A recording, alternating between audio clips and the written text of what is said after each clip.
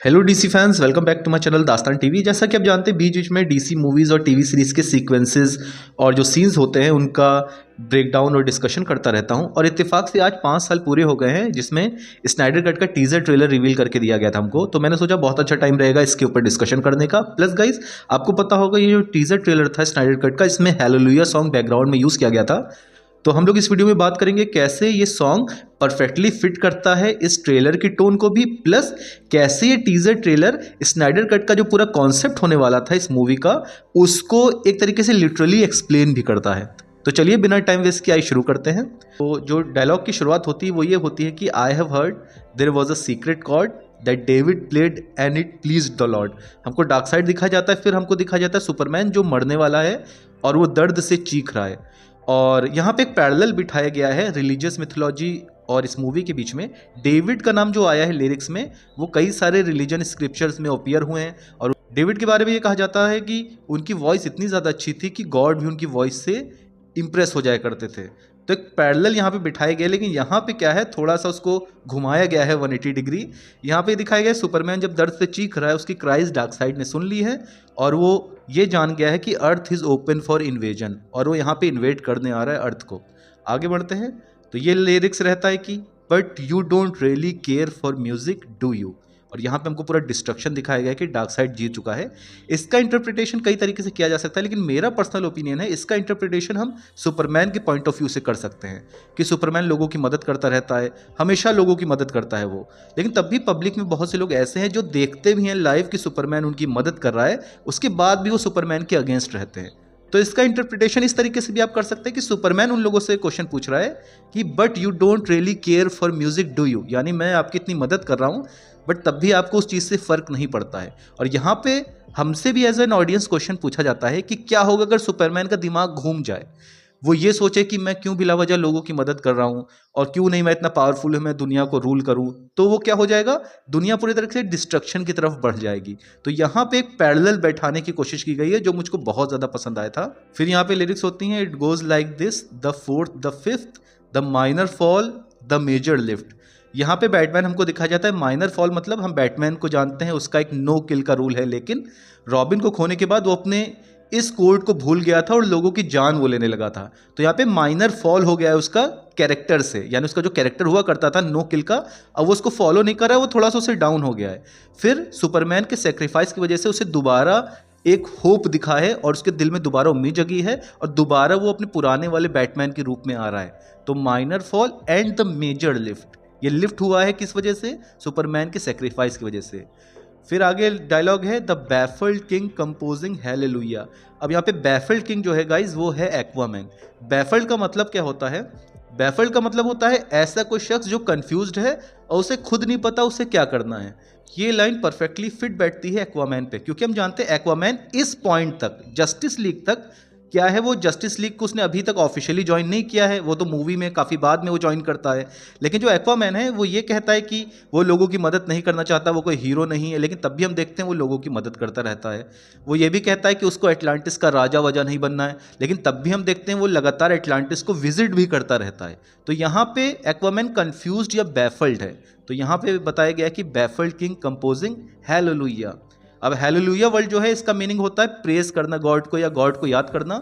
God को याद किया जा सकता है कई सारी सिचुएशंस में भी, डर में भी याद किया जाता है, हैप्पीनेस में भी याद किया जाता है, लव एंड कंपैशन के दौरान भी हम लोग ईश्वर को याद करते हैं। तो यहाँ पे फिर हमको एक कोलाज दिखाया जाता है हालेलुया का इन डिफरेंट सिचुएशन। जैसे सबसे पहले हमको दिखाया जाता है विक्टर, जहाँ पे वो मैच अपना जीत जाता है, हालेलुया ऑफ हैप्पीनेस। सुपरमैन हमको दिखाया जाता है हालेलुया ऑफ होप। फिर हमको दिखाया जाता है जो वंडर वुमैन है उसने बच्चों को बचा लिया, तो हालेलुया इन रिलीफ। तो आप समझ रहे हैं ऐसे कई सारे सिचुएशंस होते हैं जिसमें हालेलुया को यूज़ किया गया है। जैसे आयरिस और जो एजरा मिलर का जो फ्लैश है वहाँ का भी सीन दिखाया गया है, तो हालेलुया ऑफ लव। ऐसे करके कई सारा कोलाज हमको दिखाया गया है हालेलुया। अब जो दूसरी कड़ी है उसमें आगे बढ़ते हमको दिखता है साइबॉर्ग जो मिट्टी खोद रहा है और हम जानते हैं वो मदर बॉक्स को छुपाने की कोशिश कर रहा है।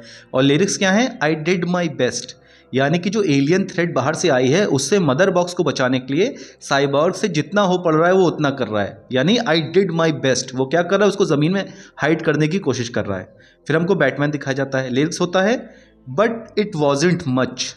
और इंटरेस्टिंग चीज़ क्या है, लिटरली यही वो सीन है जहाँ पे कमिश्नर गॉर्डन की एंट्री होती है और वो बैटमैन से पूछता है कि तुम कितने लोग हो, यानी ये जो सुपर हीरो की टीम आप बना रहे हो उसमें कितने लोग हो, और बैटमैन लिटरली ये कहता है नॉट इनफ।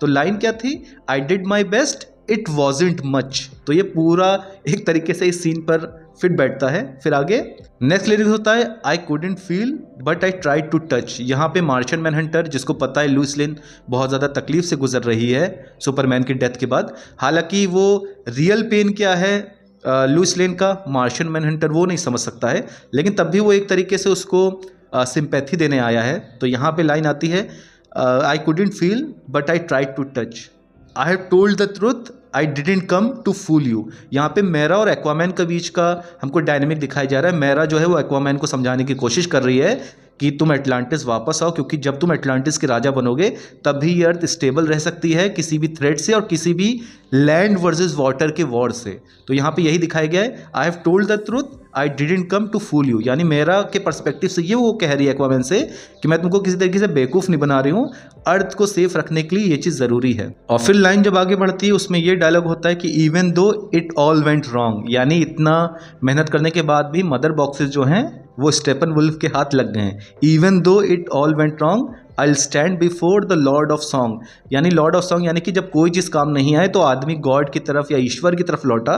तो यहाँ पे जस्टिस लीग के पर्सपेक्टिव से हमको दिखाया जा रहा है, जब हर चीज़ फेल हो गई तो वो लोग रिटर्न किस पे हुए कि सुपरमैन को हमें जिंदा करना है क्योंकि वही आखिरी होप है। तो यहाँ पे एक बहुत ब्यूटीफुल पैरेलल बनाया गया है, with nothing on my tongue but hallelujah. अब हेलेलुया में फिर वही चीज़ दिखाया गया है, डिफरेंट इमोशंस का कोलाज।